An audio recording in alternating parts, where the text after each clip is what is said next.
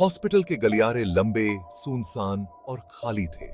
साफ, बस fluorescent lights की भिनभिनाहट गूंज रही थी।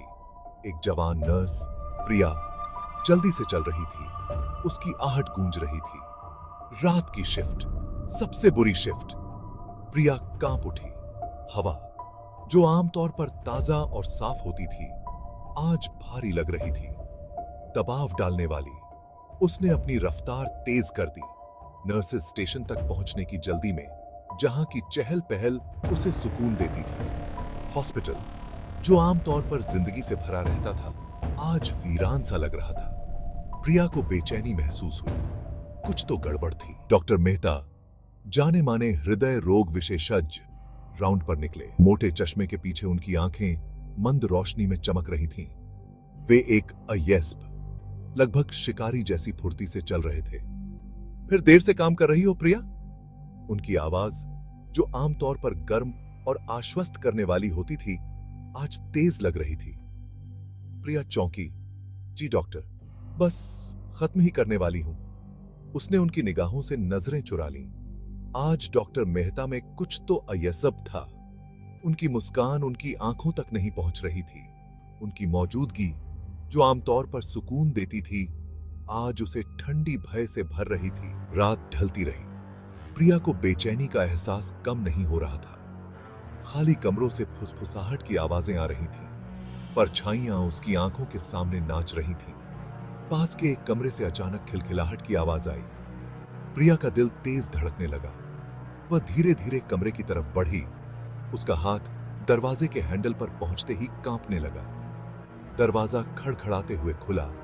अंदर एक पलटी हुई ट्रे पड़ी थी, लेकिन उसकी नजर किसी और चीज पर पड़ी। बिस्तर के नीचे धातु की चमक, एक स्कैल्पल। प्रिया के अंदर दहशत फैल गई। वह पीछे हटी। उसकी आंखें कमरे में इधर उधर देख रही थीं। डॉक्टर मेहता कहां थे? वो तो अभी यहीं थे। एक गहरी, कर्कश और अमानवीय आवाज आई, जिससे उसकी रीढ़ की हड्डी तक ठंडी पड़ गई। यह आवाज कमरे के कोने से आ रही थी, जो अंधेरे में डूबा हुआ था। जैसे ही प्रिया की आंखों को अंधेरे की आदत हुई, उसने उन्हें देखा। डॉक्टर मेहता, लेकिन कुछ अलग था। उनकी आंखें एक भयानक लाल रोशनी से चमक रही थीं। उनके दांत एक खतरनाक मुस्कान में दिखाई दे रहे थे, नुकीले और लंबे थे। डॉक्टर मेहता ने झपट्टा मारा। प्रिया चीखी, पीछे हटते हुए। वे अलौकिक गति से आगे बढ़े। उनकी आंखें उसकी आंखों में चुभ रही थीं।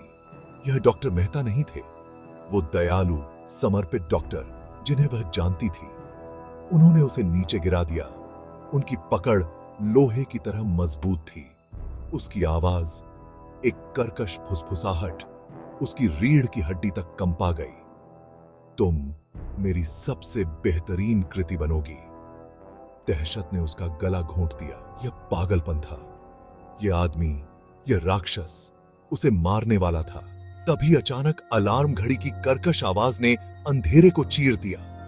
प्रिया हांफते हुए बिस्तर पर उठ बैठी। उसके शरीर पर पसीना था। यह तो बस एक सपना था, एक भयानक, स्पष्ट सपना।